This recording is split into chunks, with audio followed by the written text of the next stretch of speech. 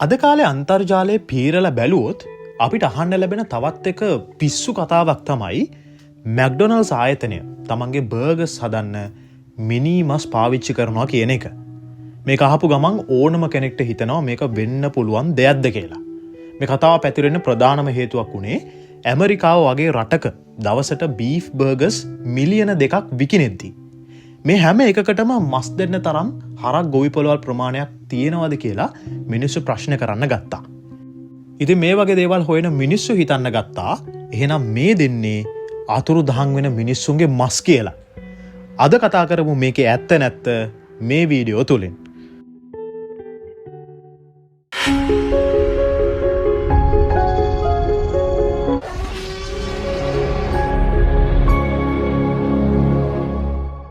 McDonald's ආයතනය දවසකට ඇමරිකාවේ මිලියන 2ක් බීෆ් බර්ගර්ස් විකුණනවා නම් ඒ හැම දෙයකටම මස් ගන්න ගොවිපළවල් කෝ. එයාලා අපිට මිනිස්සුන්ව කවනවද? අපි ටිකක් බුද්ධිමත්ව හිතුවොත් අපිට තේරෙනවා මේක සම්පූර්ණම විකාරයක් කියලා. පළවෙනි දේ තමයි මේ වගේ දැවැන්ත සමාගමක් ලෝකේ පුරාම ප්‍රමිති පරීක්ෂණ වලට ලක් වෙනවා. එකම එක තැනකින් හරි මිනිස් DNA හම්බුනොත් ඒ මුළු ව්‍යාපාරෙම විනාශ වෙනවා වගේම ඒ අයට හිරේ ලගින්න සිද්ධ වෙනවා. ඉතින් එවැනි රිස්ක් එකක් මෙයාලා කවදාවත් ගන්නෙ නැහැ. අනිත් වැදගත්ම දේ තමයි මේ වගේ අතිශය භයානක රහසක් තමන්ගේ සාමාන්‍ය සේවකයන්ට දැනගන්න තියෙන තරම් මැක්ඩොනල්ඩ්ස් ආයතනය මෝඩ නැහැ.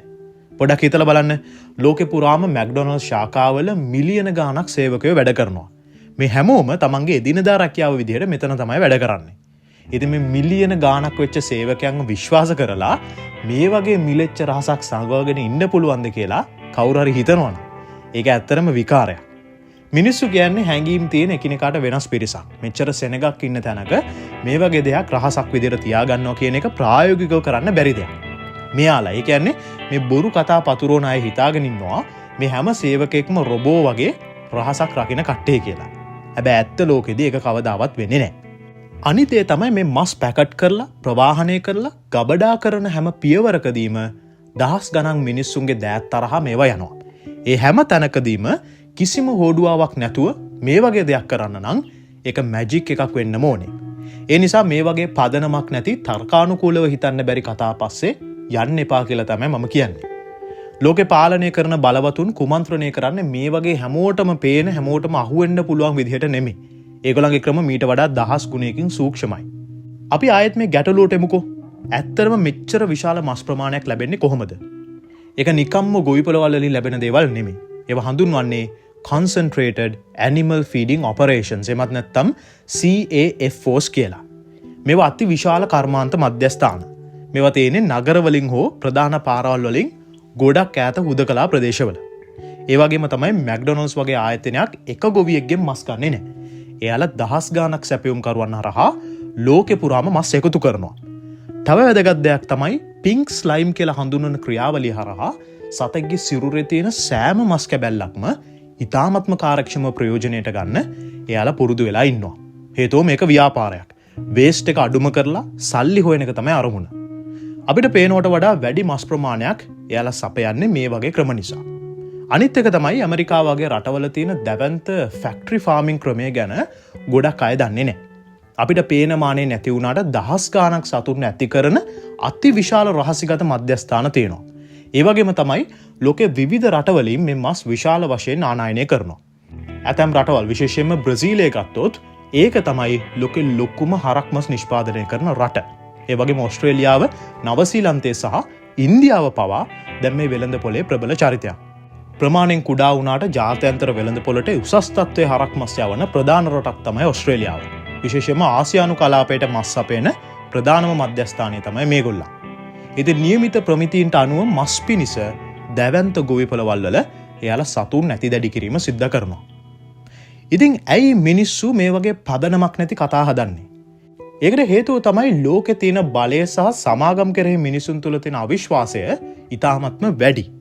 සමහර වෙලාවට මේ වගේ බොරු ප්‍රවෘත්ති හදන්නේ වෙබ් අඩවි වලට ට්‍රැෆික් ලබා ගන්න හෝ යම්කිසි සන්නාමයකට හානි කරන්න. ඉතින් සමාජ මාධ්‍ය ජාලාවල ඔයගලන් දකින්න ඇති මිනිස් දත්තරම් පෙන්නනවා, මිනිස් නියපොතු අරන් පෙන්නනවා. මේ හැමදේම මැක්ඩොනල්ඩ්ස් වල බර්ගර්ස් ඇතුලෙන් තමයි මිනිස්සු අරන් පෙන්නන්නේ. මේක ඇත්තටම වුණා නම් කවුරුත් ඒගොල්ලන්ගේ ලයිෆ් එක රිස්ක් කරගන්නේ නැහැ මේ වගේ දෙයක් එක්ස්පෝස් කරන්න. හේතුව මේක ඇත්තටම වෙන දෙයක් නම් මේ මිනිස්සු ජීවතුන් අතර නැහැ. ඉතින් අපි අර කලින් කතා කරපු බරපතල දේවල් සහ මේ වගේ විකාර කතා අතර වෙනස අපි අඳුන ගන්න ඕනේ.